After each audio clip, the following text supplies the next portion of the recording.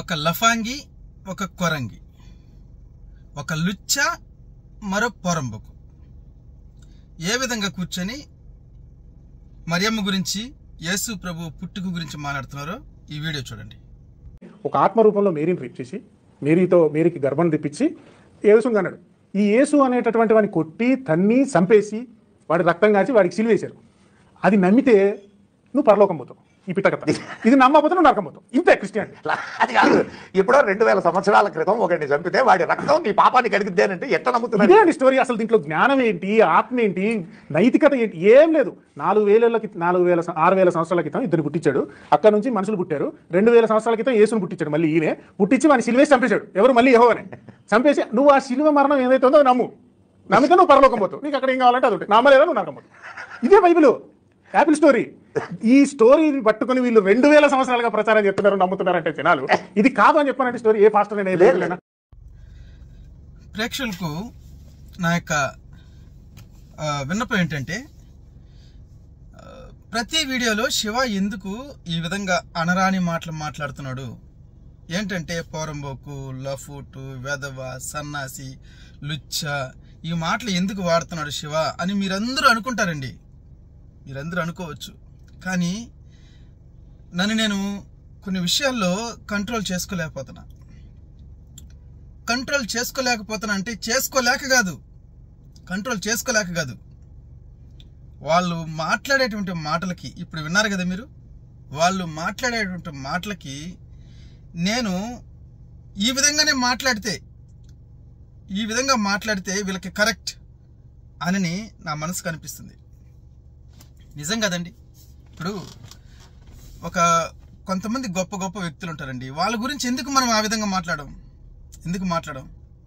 So ఈ లఫంగి గాడు, ఈ చాట్లపల్లి గాడు, మరొక లుచ్చ పొరంబోక్ గాడు కూర్చొని ఏం మాట్లాడుతున్నారంటే, దేవుడంట, యెహోవా దేవుడంట ఆత్మరూపంలో వచ్చి మరియమ్మని రేప్ చేశాడంట. ఈ లఫూట్ గాళ్ళు ఈ రేపుల గురించి ఎందుకు మాట్లాడుతున్నారు అనంటే, బాగా గమనించండి. బ్రహ్మ తన కూతుర్ని రేప్ చేశాడు. బ్రహ్మ 100 సంవత్సరాలు. అలాగే విష్ణువు తులసిని రేప్ చేశాడు. అలాగే ఇదే విష్ణువు బృందని రేప్ చేశాడు. అలాగే శ్రీకృష్ణుడు అనేటువంటి కామాత్ముడు 16,000 మందిని ఆ నరకాసురుడి దగ్గర నుంచి తీసుకొచ్చి వాళ్ళని సంభోగిస్తూ దాన్ని రేపే అంటారు. ఒక రకంగా రేపే అంటారు.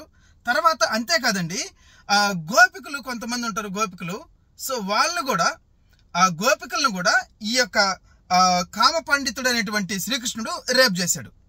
అంతేకాదండి, కొంతమంది స్నానాలు చేస్తుంటే వాళ్ళ యొక్క మర్మాంగ ప్రదేశాలు ఏవైతే ఉంటాయో, చూడరాని ప్రదేశాలు ఏవైతే ఉంటాయో వాటిని చూసి ఆనందించినటువంటి పిచ్చి కామం కలిగినటువంటి శ్రీకృష్ణుడు వాళ్ళ యొక్క గ్రంథాల్లో ఉన్నది.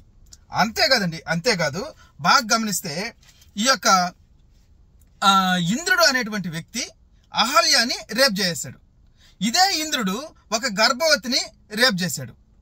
ఇకపోతే శివుడు కొంతమందిని రేప్ చేయాలన్నటువంటి కొన్ని ఊహలతో ఉన్నప్పుడు తన లింగాన్ని పోగొట్టుకున్నాడు.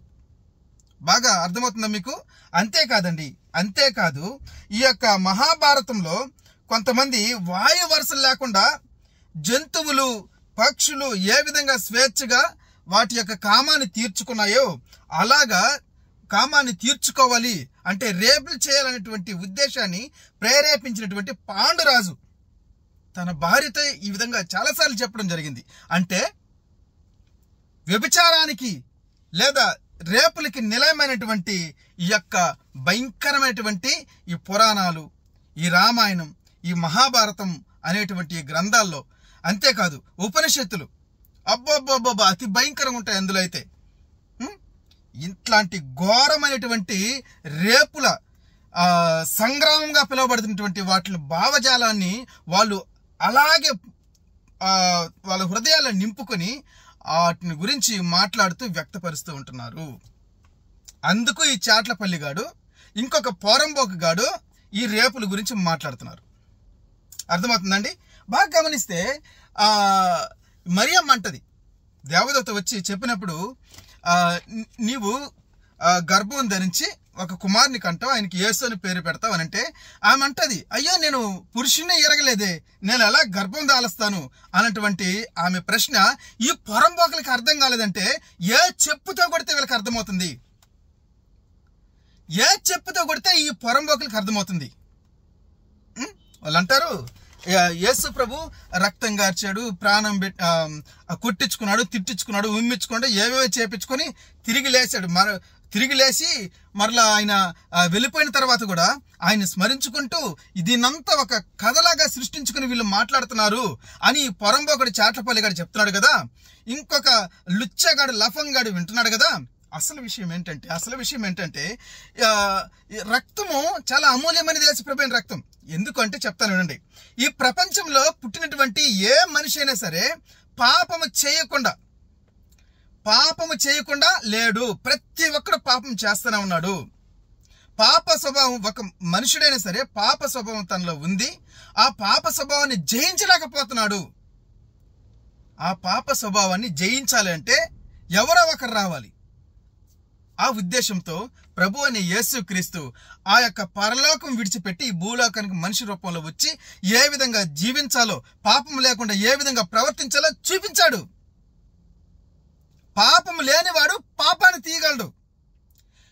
ఈ కామ పండితులు, ఈ రేపుల ఆ యొక్క భాగవతాలు ఉన్నటువంటి ఆ యొక్క పురాణాల దేవుళ్ళు ఎవరైతే ఉన్నారో వాళ్ళు ఎలా తీయగలరు? వాళ్ళే రేపిస్టులు. ఎలా తీయగలరా? రే పొరంబోకు లఫోటి చాట్లపల్లి. యేసు ప్రభుల వారు ఆయన జీవించినటువంటి ఆ యొక్క సత్యమైనటువంటి మాటలను బట్టి అక్కడ ఉన్నటువంటి నీలాంటి పొరంబోకులు, నీలాంటి లుచ్చగాలు, నీలాంటి ఎందుకు పనికిరానిటువంటి లఫంగిలు ఆయనని సిలువకు అప్పగించారు. ఆయన్ని సిలువకు అప్పగించారే గాని ఆయన మరణాన్ని జయించి తిరిగి లేచినటువంటి విజయాన్ని వారు ఆపలేకపోయారు. ఈ రోజుకి ఆయన దేవుడిగా చిరస్మరణీయంగా ఆయన చరిత్రలో నిలిచిపోయాడు. ఆయన నీలాంటి లఫంగాలు వచ్చి లేదు 2 మాటలు మాట్లాడేస్తే ఆయన విలువ తగ్గిపోతుందేమో అనుకుంటున్నావేమో. రోజుకి ఆయన విలువ పెరుగుతుంది. ఈ ప్రపంచంలో ఒక గొప్ప ఫిగర్ ఎవరైతే ఉన్నారంటే ఆయన ప్రభువైన యేసుక్రీస్తు మాత్రమే. ఇంకెవరు ఆయనకి సాటి రాలేరు. చివరిగా నేను కొన్ని విషయాలు అడగాలనుకుంటున్నాను రా ఈ చాట్లపల్లి గాని ఇంకొక లఫంగి గాని. ఏంటంటే యేసు ప్రభు పుట్టుక లేదా మరియమ్మ శీలాన్ని మీరు ఈ విధంగా మాట్లాడుతున్నారు కాబట్టి మీరు మాట్లాడిన మాత్రాన అది నిజమైపోతుంది అనుకుంటున్నారేమో. ఇక్కడ నేను నిజాలు అడుగుతున్నాను. అవి ఎప్పటికీ నిజాలు కాదు. అబద్ధాన్ని 100 సార్లు మీరు ప్రచురించినా అది నీలాంటి లఫంగాలు వింటారో గాని సత్యాన్ని కనుగొనాలనేటువంటి వ్యక్తులు ఎవరు వినరు, ఎవరు నమ్మరు. ఓకే, సో నేను కొన్ని ప్రశ్నలు వేస్తున్నాను మిమ్మల్ని, చెప్పండి. ఇప్పుడు మరియమ్మ దగ్గరికి దేవదూత వచ్చి మాట్లాడినప్పుడు నువ్వు గర్భం దాలుస్తావు అన్నప్పుడు అయ్యో నేను పురుషుని ఎరగలేదు అని అంటది. గొప్ప ప్రశ్న అది. ఫోన్లు వస్తూనే ఉంటాయి.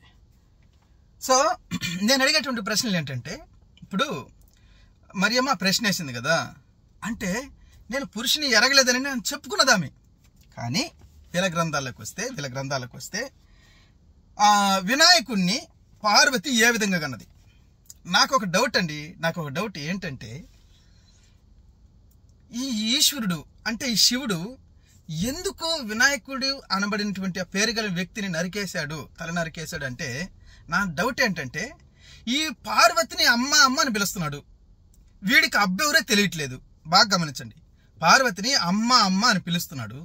వీడి అబ్బ పేరు మాత్రం తెలియట్లేదు అని అంటే ఎవరితో ఈ వినాయకుడిని కన్నది? బాగా మీకు అర్థమవుతుందా?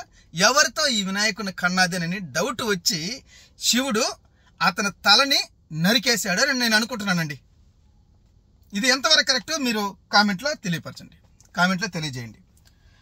తర్వాత హనుమంతుడు ఒక్కొక్క గ్రంథంలో ఒక్కొక్కలాగా శివుడికి పుట్టాడని, ఈ వాయువుకు పుట్టాడని వాయుపుత్ర అంటారు, శివపుత్ర అంటారు. తర్వాత కేసరపుత్ర అని ఎవరు అనరు. కేసరపుత్ర అని ఎవ్వరు అనరు. ఎవడికి పుట్టాడు, ఏ విధంగా పుట్టాడు, ఈ లఫంగాలు చెప్పాలి. వినాయకుడు ఏ విధంగా పుట్టాడు, ఎవరికి పుట్టాడు చెప్పాలి వినాయకుడు.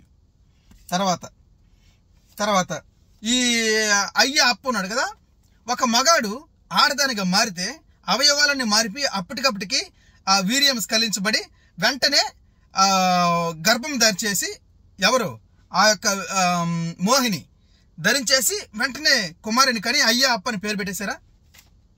ఏ విధంగా పుట్టాడో చెప్పాలా. అసలు ఏంటి ఆ మూలం ఏంటి, ఆ బీజం ఏంటి, ఆ శుక్రకరం ఏంటి, ఎక్కడి నుంచి వచ్చింది, ఎందుకు వచ్చింది, ఏ విధంగా వాళ్ళు మార్చబడ్డారు? అయ్యా అప్పకి జన్మించడం ఏంట్రా? ఒరే ఏంట్రా లఫంగి, ఒరే కొరంగి, ఇంకొకడు గడ్డంగాడు కొరంగి చెప్పాలా. తర్వాత పాండవులందరూ ఎవరెవరు పుట్టారు, పాండవులు ఎవరెవరికి పుట్టారు చెప్పాలి. పాండురాజు తన భార్యని ఎక్కడెక్కడ పంపిస్తే వీళ్ళు పుట్టారో చెప్పాలి. ఎవరెవరికి పుట్టారో చెప్పాలి. లఫంగాలు చెప్పగలరా? చెప్పాలి. మీరు కామెంట్లో రాయండి ఎవరెవరు పుట్టారో తెలిస్తే మీకు. తర్వాత ఈ కర్ణుడు ఎవరు పుట్టాడు, ఏ విధంగా పుట్టాడు కుంతికి, ఇది చెప్పాలి. అసలు వీళ్ళందరూ ఈ విధంగా పుట్టడానికి అసలు కారణం ఎవరు? శివుడా, విష్ణువా, బ్రహ్మ? పుట్టించేవాడు బ్రహ్మ అంటారు, మరి అంగీకరించాడు ఈ విధంగా పుడితే? ఈ విధంగా లఫంగి పనులు చేసి పుడితే అంగీకరించాడా? దాన్ని కొనసాగించడానికి విష్ణు ఒప్పుకున్నాడా? దాన్ని లయం చేయడానికి కనికరించకుండా శివుడు కూడా ఒప్పుకున్నాడా? చెప్పాలి. మీరు కామెంట్లో రాయండి మీరు. తర్వాత కర్ణుడు ఎలా పుట్టాడు, సుబ్రహ్మణ్య స్వామి ఎలా పుట్టాడు, ఏ వీర్యంతో పుట్టాడు, ఎవరికి పుట్టాడు? వీళ్ళు అంటారు శివుడికి ఒక్కరు కూడా పుట్టరండి, శివుడికి ఒక్కరు కూడా పుట్టరు. కానీ శివపుత్రులు ఎవరంటే సుబ్రహ్మణ్యం పేరు, వినాయకుడి పేరు. ఎలా పుట్టారు? శివుడు లేకుండా, శివుడి పాత్ర లేకుండా శివుడు తండ్రి ఎలా అయ్యాడు? అంటించేశారు తీసుకొచ్చి. ఎలా? ఈ వినాయకుడి తలని నరికిన తర్వాత వేరే తలని తీసుకొచ్చి ఆ ఏనుగు తలని తీసుకొచ్చి పెట్టారే, అతుక్కుందే, ఆ విధంగా అతికించారా శివుడి తండ్రి పాత్రని? రే చెప్పాలరా, ఈ లఫంగాలు చెప్పాలి. తర్వాత చివరి ప్రశ్న ఏంటంటే, ఈ లఫంగాలు ఇద్దరు కూర్చొని ఉన్నారు కదా, వీళ్ళు ఎవరు పుట్టారు, ఏ అబ్బకు వీళ్ళు పుట్టారు చెప్పాలి. ఎందుకంటే వీళ్ళ భావజాలం రేప్ అంటున్నారు కదా, ఎవరు రేప్ చేస్తే వీళ్ళు పుట్టారు కరెక్ట్గా చెప్పాలి. ఈ వీడియో ఆ లఫంగాలకు చేర్చడానికి మీరు ప్రయత్నించండి దయచేసి ప్లీజ్. సో వీడియోని లైక్ చేయండి, కామెంట్ చేయండి, అనేక మందికి వీలైతే షేర్ చేయండి. థ్యాంక్ యూ అండి.